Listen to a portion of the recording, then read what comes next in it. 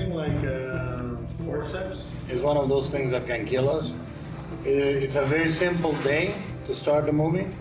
To start with around 10 setups, but I want everybody to be on their toes and doing the best they can.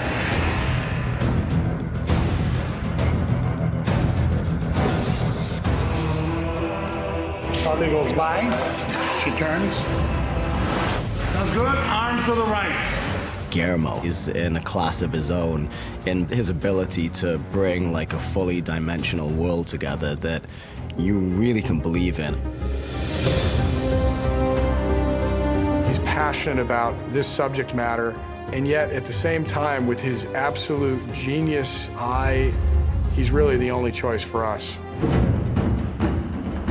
He puts so much attention to the detail and cares so much about how it looks, from the costume design to the lighting to the props, everything. You can't help but sort of drink the Kool-Aid and get invested in it too.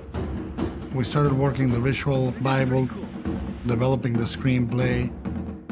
The more we worked in it, I knew that I wanted to love it, enjoy every second of it, and give it everything I could.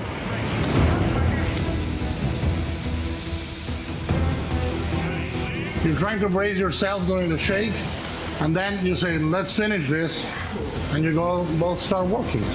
If he directs a monster movie, it's not just monster movie, but something more. Stop! Come here, brother Billy. Stop! Great. To make a movie about scale, both in the sense of the adventure and in the scale in the sense of the images that we were gonna do, I was hoping we could do things that had never been shown quite this way on film before.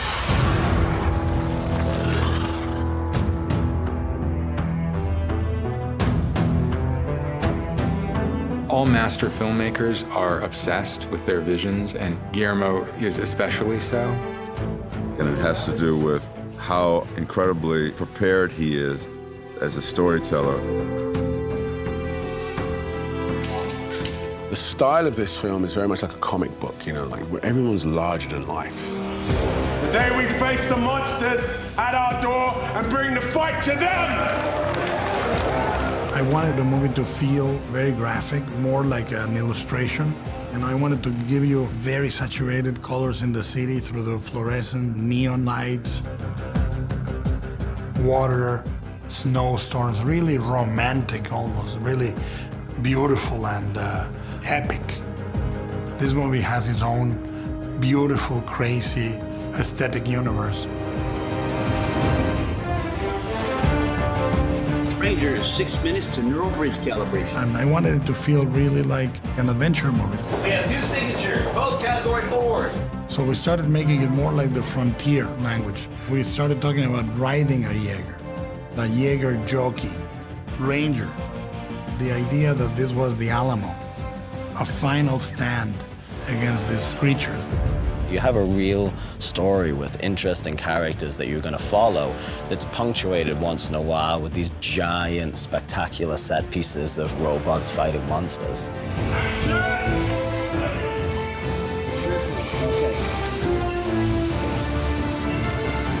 But it's all about the impact.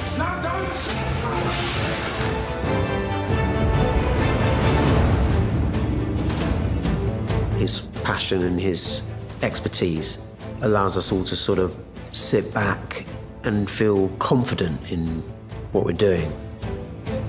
I'm so impressed at how Guillermo has managed to create this world in a way that, you know, you believe. He's a true artist. I think he's a 1 in a billion. I really do. I would do anything that man asked me to do. Honorable men in this business are hard to find, you know, and Guillermo has it in spades.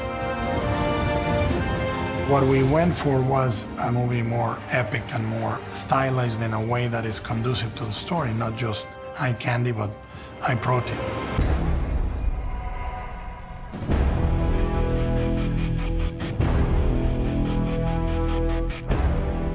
When I watched a monster movie, the big money shot for me was the monster. And in Japanese kaiju films, that's what it was about. Kaiju. The word kaiju means monster in Japanese. The kaiju is a classic Japanese genre. Giant beasts and monsters that have all kinds of different characteristics and shapes and sizes. The kaijus in Japan have many, many forms. What I love about the Japanese imagination of the kaiju and the monsters in general is that it's not bridled by biology as much as Western imagination. The kaiju can be very outlandish. They are almost ornamental. Giving dimension to and relatability to the kaiju, as strange as that may sound, that is a particular gift of Guillermo's. It's also a specific goal of Guillermo's. The pageantry aspect of the kaiju films was so great. It was about seeing the monster destroy the greatest maquettes. So everything was fetishistic for me. I wanted the tanks, I wanted the buildings for my toys. Everything was a toy. The monster was a toy, the tanks were a toy, the planes were a toy.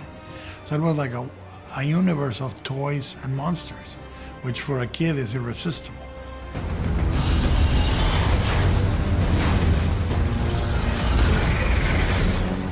There's something very pure and very full of love in monster movies, even more so in kaiju movies. You just love the creatures, and giant robots as a cherry on top.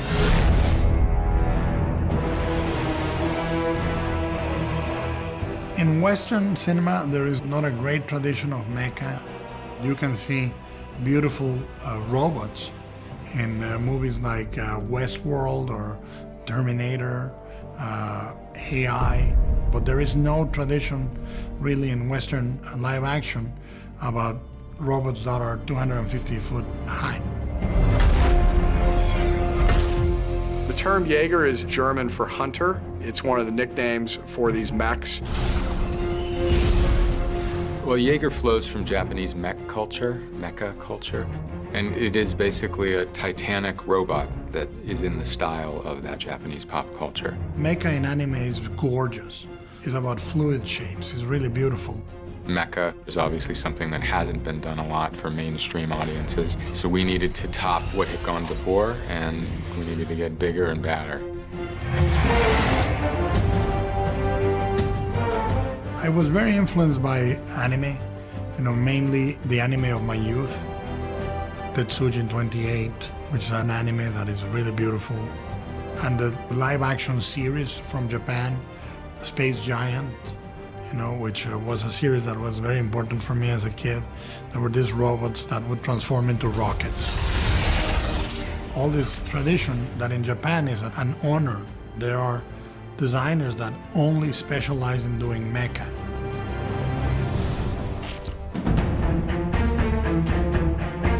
I really think that people that like monster movies, mecha movies, those movies are tapping to a place that is really, really intimate in you and is really, really pure in you.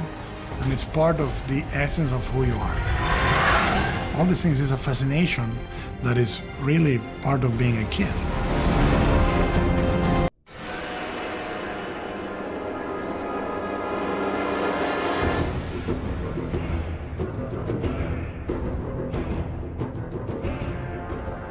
What we have here is the baby kaiju head. And we took this head here, started putting clay on it a few weeks back, and now we're down to crunch time. This gets bolted onto the front. Yeah. So now we can lift the whole unit and drive it.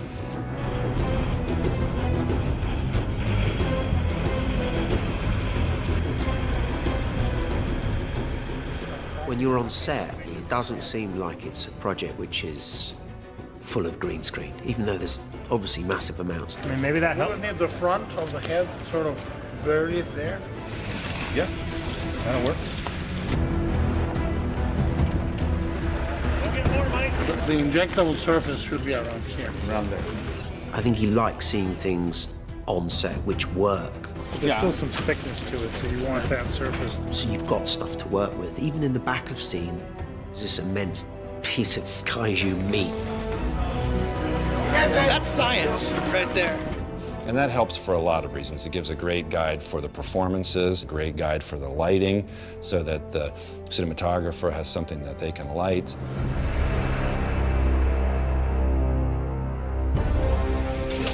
Yeah, that's better.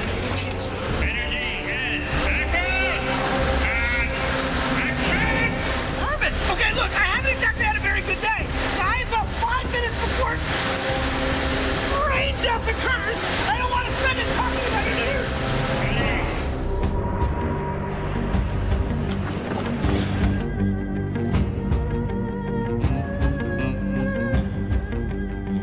Zip up, light them up. Zip it up and light them.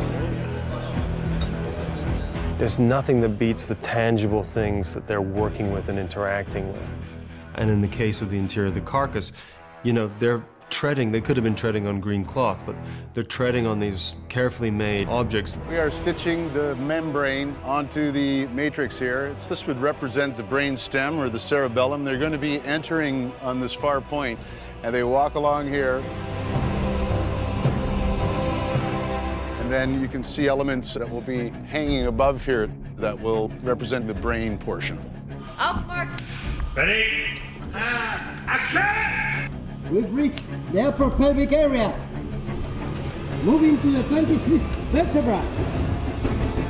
3, 2, 1, action!